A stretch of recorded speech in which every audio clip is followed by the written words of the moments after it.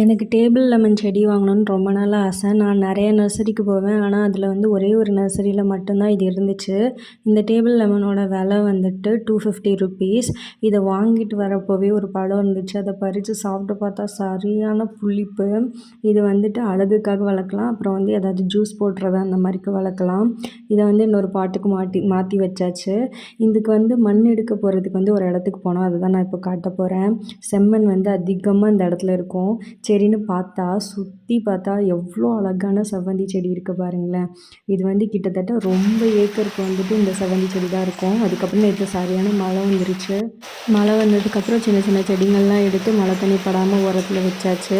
அதுக்கப்புறம் இந்த செவ்வந்தி செடி காஞ்சி போட நிலமையில இருந்துச்சுல, அதை தூக்கி மலையில் வச்சாச்சு. எப்படியாவது துளுத்துருமான்னு பார்க்கலான்னு சொல்லிட்டு.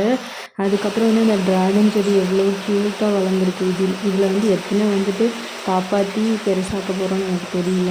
அதுக்கப்புறம் மலையில் கொஞ்ச நேரம் இந்த செடிங்கள்லாம் பார்த்துட்டு நின்னாச்சு.